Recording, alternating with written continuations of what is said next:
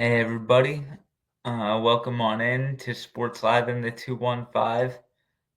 Today we will discuss the Eagles' NFC Championship game victory over the Washington Commanders. We're going to the Super Bowl for the third time in 8 years. Um, this is just an absolutely dominant run, and with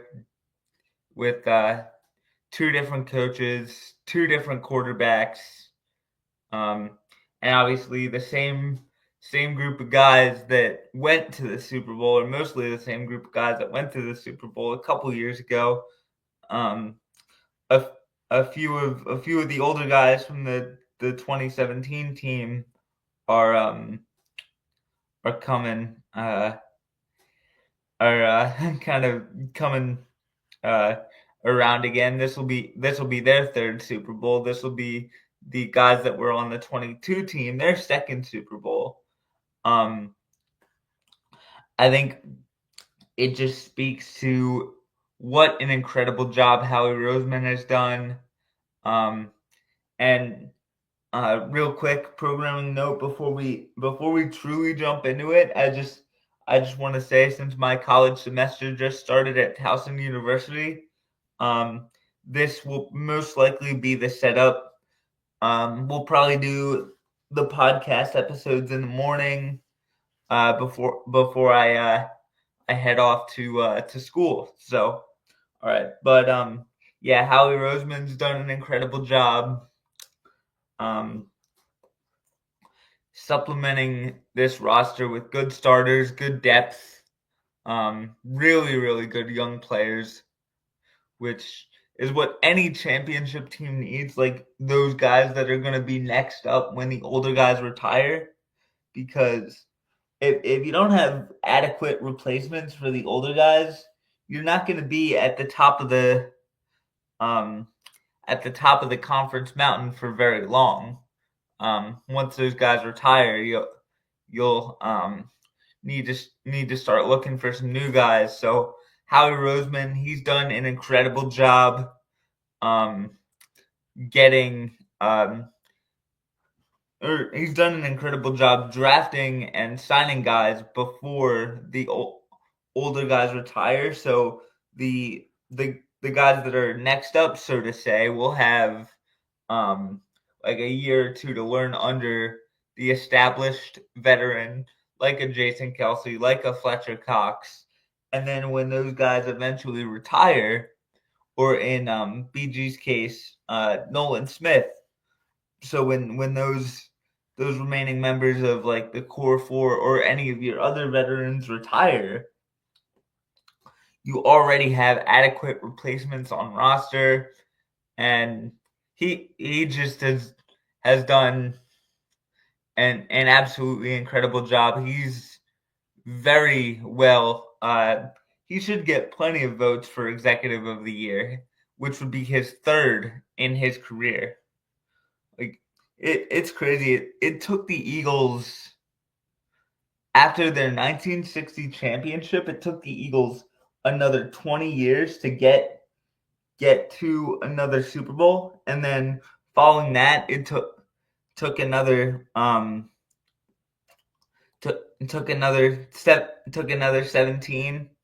Um, so that's uh, or that took another 24. So that's 37 years between championship game appearances, and to go to and then following that, it took another or well, from 80 to 2004 was 24.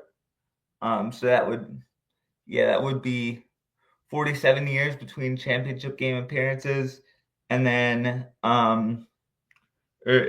Super Bowl appearances. But then you go from 04 to 17. That's another 13 years. Um, and following that, to just have three Super Bowls Super Bowl appearances in 8 years is an astronomical rate of success. And the crazy thing is, we're gonna be a problem for a while. Howie Roseman's only 47 years old, so he'll be a GM. He'll be the Eagles GM for a while. But Nick Sirianni, he's 40, so all signs are pointing to him being the Eagles head football coach for a while. So we should be contending for the top of the mountain for years to come. With that being said, let's get into this game. I thought the Eagles just dominated really from the outset. Saquon Barkley, after Washington got their field goal, Saquon Barkley first play just said, "Nope, you're not winning this game." And yeah, he was absolutely electric. Our passing game was really good too. AJ, Devontae, Dallas. I thought everybody on offense was good, and each time the defense came back in the game, or each time the Commanders came back in the game, I don't know why I said defense. The Eagles offense just said, "Nope, this is our NFC Championship. You're not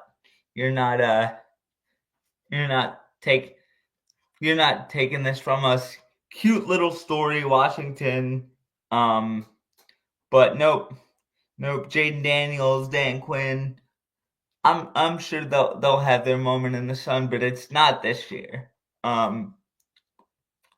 Maybe a few years down the line. That quarterback over there, in all seriousness, he is absolutely no joke. Yeah, he's the real deal, and with Dan Quinn, the head coach, and the guy that's running that defense, they're going to be a threat in the NFC for years to come, along with us and the Lions, and the Rams, Vikings. The NFC is going to be a bloodbath, and I'm excited for it. I mean, I already touched on Barkley. Kenny G had a nice game. Who else? Will Shipley. Will Shipley had a nice game on special teams. Even got a few carries, broke a long run, but could not score.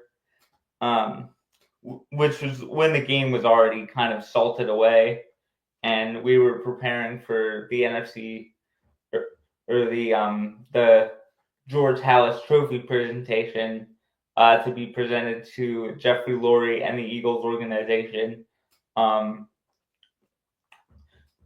So there was a time where the NFL kind of ranked the Eagles. I want to say it's like the number 3 snake bitten franchise in all of the NFL, and now that list seems like a distant memory. That was on an episode of NFL Top 10. This particular episode was called Snake Bitten Teams. But anyway, I digress. They're not snake bitten anymore. They've been to the playoffs. They've been to the playoffs each of the last like 7 years. So I would hardly call that snake bitten. They got some I don't know what it would be called, but like venom repellent. So that's good. We desperately needed it as a fan base, as an organization. So I'm glad the Eagles were able to kind of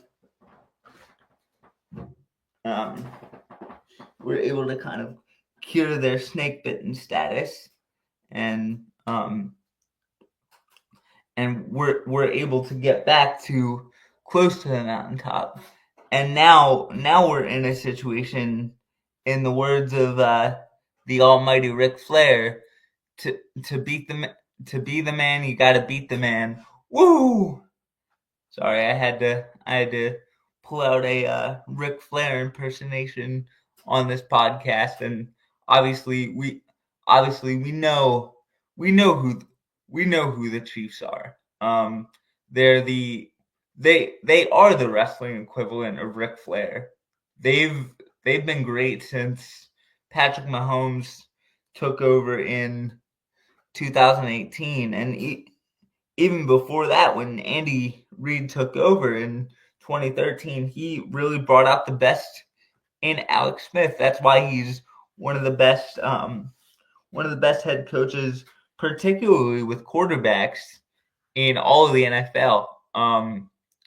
So we know we're facing Ric Flair, and we've got to we've got to go. We've got to have a 60-minute classic with him. So in my head, I'm saying okay, let's be Ricky Steamboat. Let's be the baby face that everybody wants to win, because the alternative is Ric Flair winning a 17th world championship, or fourth in the Chiefs case, but a third in a row.